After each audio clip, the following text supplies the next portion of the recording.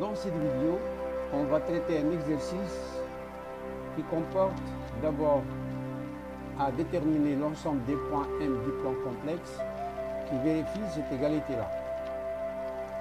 Deuxièmement, on va résoudre dans C l'équation du second degré.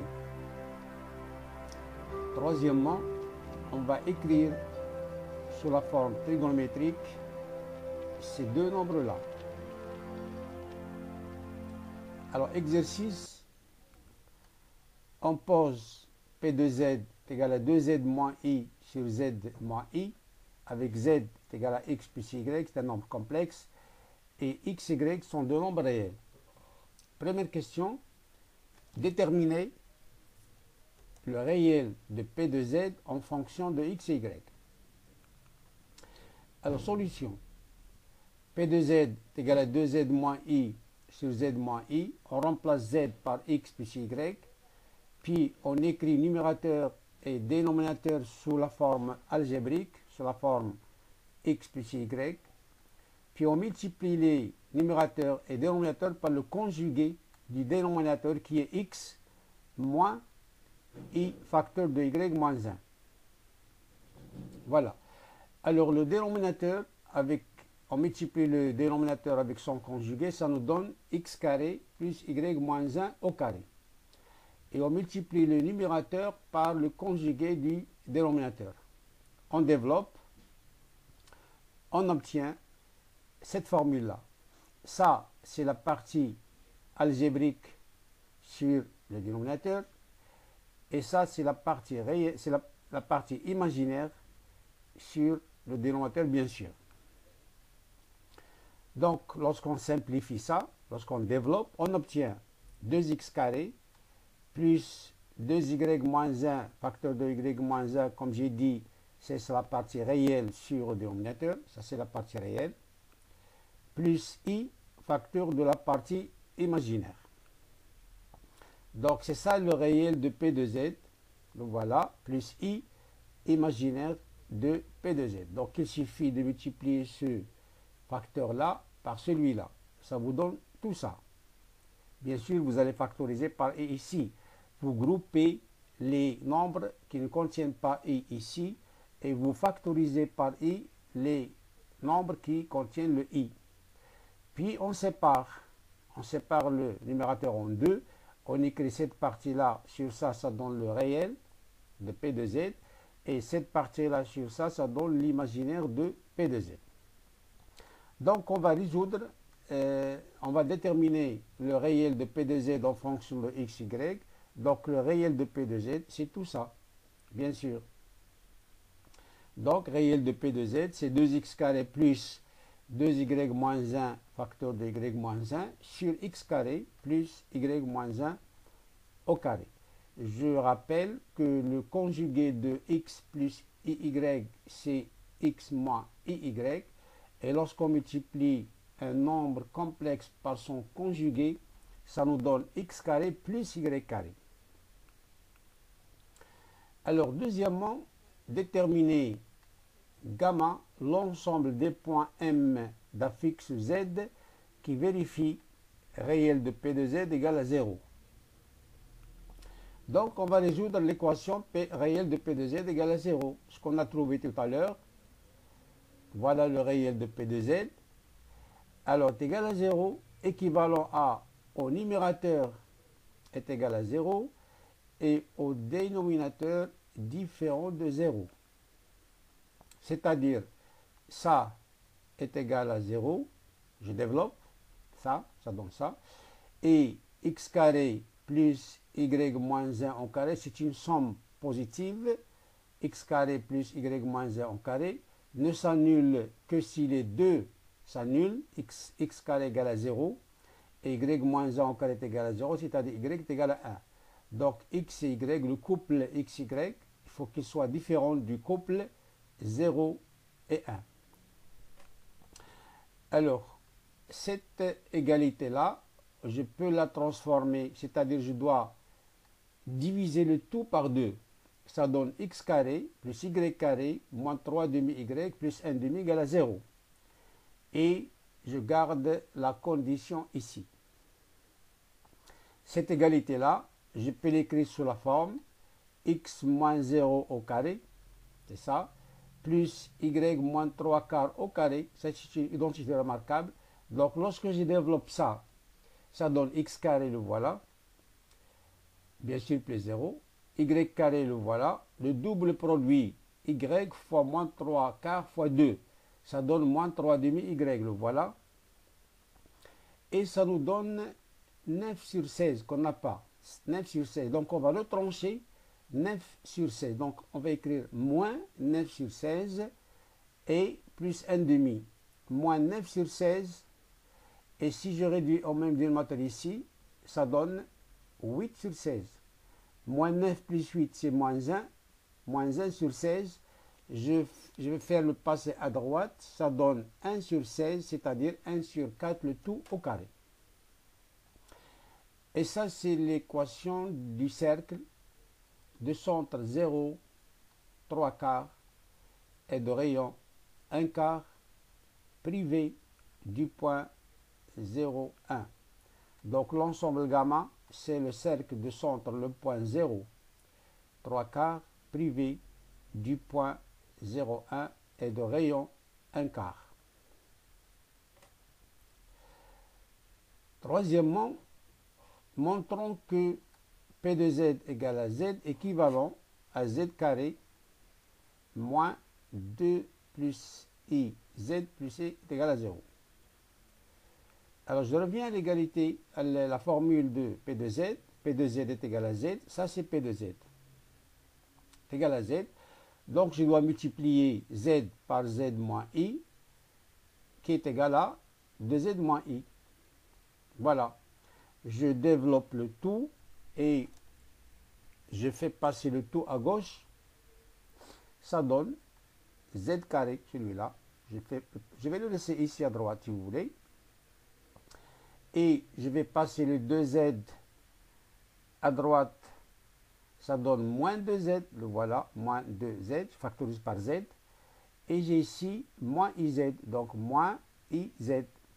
Et le moins I là, je vais le faire passer à droite, ça donne plus I est égal à 0. Voilà l'équation.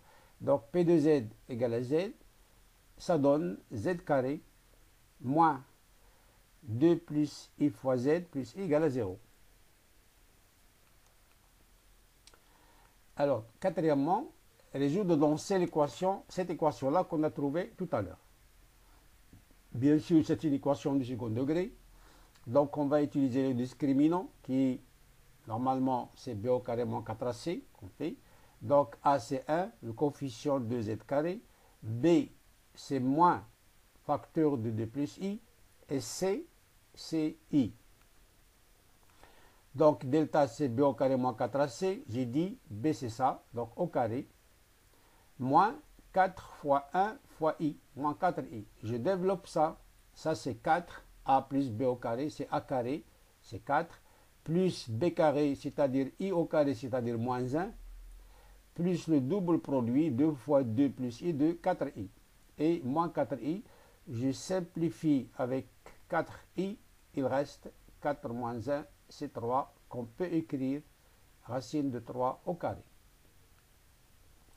Donc Z1, la formule, si vous l'avez oublié, c'est moins B, moins ça. Donc c'est plus 2 plus I, plus racine de delta, si vous voulez. Donc racine de 3 au carré, c'est racine de 3. Sur 2 fois A c'est 1, donc sur 2.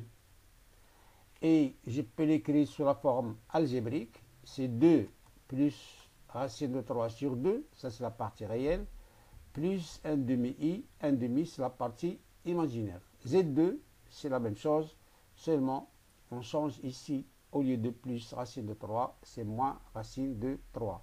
Donc c'est 2 moins racine de 3 sur 2, c'est la partie réelle, et 1 demi, c'est la partie imaginaire. Donc voici la solution de cette équation du second degré dans C. Cinquièmement, soit θ un nombre réel compris entre 0 et pi. Écrit sous la forme trigonométrique les nombres 1 plus cos θ plus i sinus θ et 1 moins cos θ plus i sinus θ. Alors je rappelle que des formules trigonométriques, que cos carré θ c'est 1 plus cosinus de θ sur 2. Et que sinus de θ c'est 2 fois sinus θ cosinus θ. Ce sont des formules trigonométriques. Maintenant, avec θ quelconque, c'est un nombre réel. Si à la place de θ, j'enlève le θ et j'écris à sa place θ sur 2. Ici, θ sur 2 fois 2, ça donne θ. Donc 1 plus cos θ, 1 plus cos θ, c'est 2 fois cos carré θ sur 2. Et là aussi, si je remplace θ par θ sur 2, θ sur 2 fois 2, ça reste θ, donc sinus θ, celui-là, est égal à 2 fois sinus θ sur 2 cosinus θ sur 2. Voilà, 1 plus cos θ, c'est-à-dire je remplace θ par θ sur 2, ça donne θ, est égal à 2 fois cos carré θ sur 2. 2 fois cos carré θ sur 2.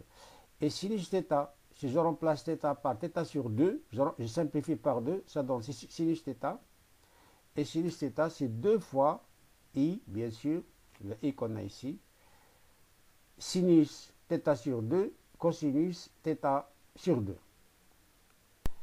Et 2 cos carré θ sur 2 plus 2i sinus θ sur 2 cos θ sur 2, je vais factoriser par 2 cos θ sur 2, ça donne, ça reste cos θ sur 2 plus i sinus θ sur 2. Mais il faut s'assurer que ce nombre-là est positif pour que cette expression-là soit la forme trigonométrique du nombre demandé. Or, on a θ y compris entre 0 et pi. Donc, on encadre θ sur 2, on divise par 2, ça donne θ sur 2 compris entre 0 et pi demi. Et on sait que cos θ, cos alpha quelconque, un angle, compris entre 0 et pi demi, son cosinus est strictement positif. Donc, ce nombre-là est positif, et par suite, l'argument c'est θ sur 2 et le module c'est 2 fois cos θ sur 2. Donc le module de ce nombre-là c'est 2 fois cos θ sur 2 et son argument c'est θ sur 2 modulo de pi. Donc voilà l'écriture trigonométrique du nombre complexe 1 plus cos θ plus i sinus θ. Alors, de la même chose, on a une formule trigonométrique qu'on va rappeler, c'est sinus carré θ, c'est 1 moins cos 2 θ sur 2. Et si je remplace θ par θ sur 2, ça donne ici sinus carré θ sur 2, et là ça donne 1 moins cos θ, parce que θ sur 2 multiplié par 2 c'est θ. Donc 1 moins cos θ, celui-là, est égal à 2 fois sinus carré θ sur 2. Et sinus θ, nous l'avons déjà vu, c'est 2 fois sinus θ sur 2 cosinus θ sur 2. Alors là aussi, on va factoriser par 2 fois sinus θ sur 2 ici et là. Ça reste sinus θ sur 2 plus i cosinus θ sur 2. Alors là, ce n'est pas la forme trigonométrique parce que là, il faut qu'il y ait le sinus et là, le cosinus. Mais une transformation trigonométrique qui, à partir du sinus, on obtient le cosinus et à partir du cosinus, on obtient le sinus, c'est la formule de pi sur 2 moins alpha, c'est-à-dire sinus pi demi moins alpha, c'est cos alpha, et cosinus pi demi moins alpha, c'est sinus alpha. Donc, c'est 2 fois sinus θ sur 2, cosinus à la place de sinus θ sur 2, c'est cosinus pi demi moins θ sur 2, et à la place du cosinus θ sur 2, c'est sinus pi demi moins θ sur 2. Donc, là aussi, il faut s'assurer que ce nombre-là est positif pour θ compris entre 0 et pi. On divise par 2, ça donne toujours θ sur 2 compris entre 0 et pi demi, c'est-à-dire le premier cadran du cercle trigonométrique, le sinus est positif, strictement positif. Et par suite, le module de ce nombre-là, c'est 2 fois sinus θ sur 2, et l'argument, c'est pi demi moins θ sur 2 modulo de pi. Et par suite, voici l'écriture trigonométrique du nombre complexe m moins cos θ plus i sinus θ. Alors prochainement, dans la vidéo prochaine, Inch'Allah, on va déterminer la nature de ces transformations. Est-ce que c'est une translation? Est-ce que c'est une rotation? Est-ce que c'est une homothétie? Puis on va prendre une transformation, c'est là. Alors montrer que l'ensemble des points invariants, c'est une droite D à déterminer. Et petit b, si l'image de M par cette transformation c'est M', alors ceci est équivalent. C'est à montrer que D, c'est la médiatrice du segment MM', puis on déduire la nature de cette transformation.